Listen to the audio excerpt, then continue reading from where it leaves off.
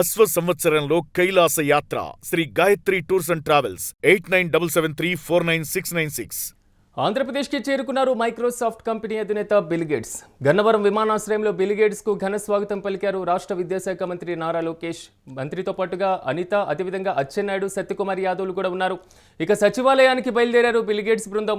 అంతకుముందు bill gates special ఫ్లైట్కు landing సమస్యలు తలెత్తినటువంటి కారణంగా కొంతవరకు కూడా ఆందోళన వ్యక్తమైంది. పొగమంచు కారణంగా విజిబిలిటీ ఇబ్బందులు, గన్నవరం విమానాశ్రయంలో కూడా ప్రతికూలమైనటువంటి వాతావరణం ఉన్నటువంటి నేపథ్యంలో విజయవాడ చుట్టూ కూడా చక్కెర్లు కొట్టింది బిల్ గేట్స్ ప్రయాణిస్తున్నటువంటి విమానం. సో ఈ నేపథ్యంలో ఎట్టకేలకు బిల్ గేట్స్ మాత్రం విజయవాడకు చేరుకున్నారు. రాష్ట్ర మంత్రులు ఘన స్వాగతం పలికారు. ఇక ఇదే అంశానికి సంబంధించి మరింత సమాచారం మా ప్రతినిధి వెంకట్ అందిస్తారు. వెంకట్, చెప్పండి, బిల్ గేట్స్ ఈ రోజు షెడ్యూల్ ఏ విధంగా ఉండేటువంటి అవకాశం కనబడుతుంది? ఫ్లైట్ కొంతవరకు ఆలస్యం అవ్వడానికి, మరి ముఖ్యంగా చక్కర్లు కొట్టడానికి ప్రధానంగా రీజన్ గా ఏం తెలుస్తుంది? పూర్తి డీటెయిల్స్ ఏంటి?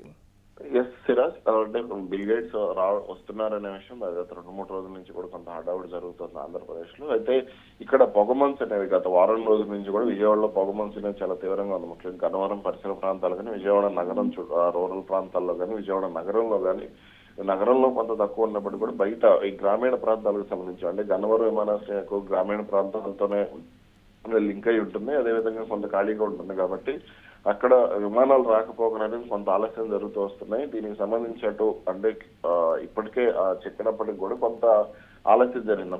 ల్యాండింగ్ కి సంబంధించి C3 రన్వే కానీ ఇవన్నీ అనుకున్నప్పటికీ కూడా కొంత ల్యాండింగ్ కి సంబంధించి కొంత కన్ఫ్యూజన్ ఏర్పడినటువంటి పరిస్థితి ఉంది. దీంతోనే అక్కడ కొంత అంటే అప్పటికే అధికారులు బిల్ గేట్స్ దిగాల్సిన సమయం కంటే దాదాపు పావు గంట ఆలస్యంగా దిగారు.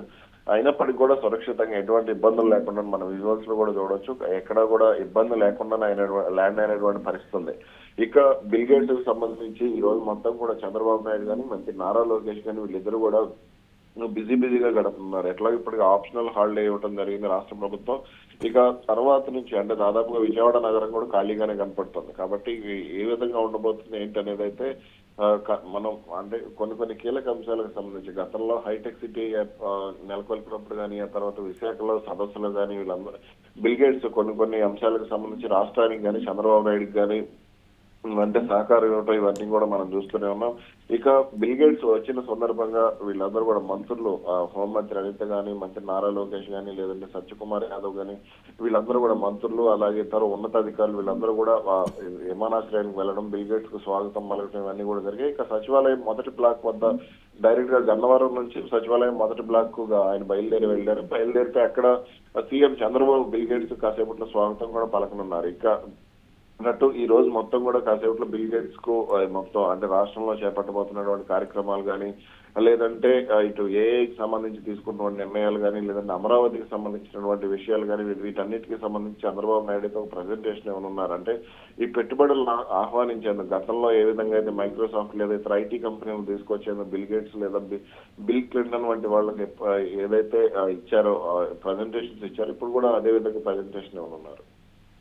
ఎస్ వెంకట్, మరోవైపు అమరావతిలో భాగస్వామ్యంతో పాటుగా రాష్ట్రంలో టెక్నాలజీని ఆహ్వానించేటువంటి దాంట్లో ఏమైనా కీలకమైనటువంటి ఒప్పందాలు చేసుకునేటువంటి అవకాశం ఏమైనా కనబడుతుందా ఈ రోజు? అయితే ఈ ఒప్పందాలకు సంబంధించి అయితే కీలక ప్రకటన ఉండే సంకేతమే ఉంది. ఎందుకంటే ఇప్పటికే ముఖ్యంగా గతంలో ఆర్టీజీఎస్ టెక్నాలజీ కానీ, లేదా వ్యవసాయంలో ఆధునిక సాంకేతికతకు సంబంధించి అటు విశాఖలో కూడా బిల్ గేట్స్ మాట్లాడటం జరిగింది. అంటే రాష్ట్రంలో అంటే ఈ పెస్టిసైడ్స్, పురుగుల మందులు వాడకుండా న్యాచురల్ ఫార్మింగ్ అంశానికి సంబంధించి కూడా రాష్ట్ర ప్రభుత్వం కొంత దూకుడుగానే ముందుకు వెళ్తోంది. కాబట్టి గతంలో 2014 నుంచి 2019 వరకు కూడా సేంద్రీయ వ్యవసాయం మీదనే ఎక్కువగా దృష్టి పెట్టారు.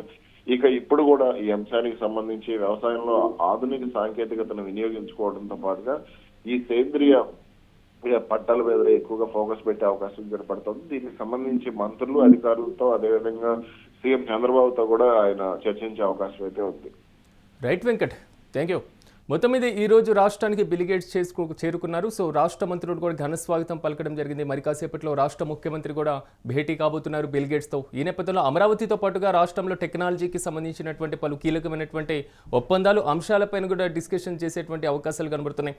రాష్ట్రంలో అభివృద్ధి, సంక్షేమం అనేటువంటి నినాదం మాత్రం కూటమి ప్రభుత్వం ముందుకు తీసుకువెళ్తున్నటువంటి నేపథ్యంలో సో ఈ అభివృద్ధిలో మాత్రం ఐటీ కంపెనీల పాత్ర అత్యంత కీలకంగా ఉండబోతోంది.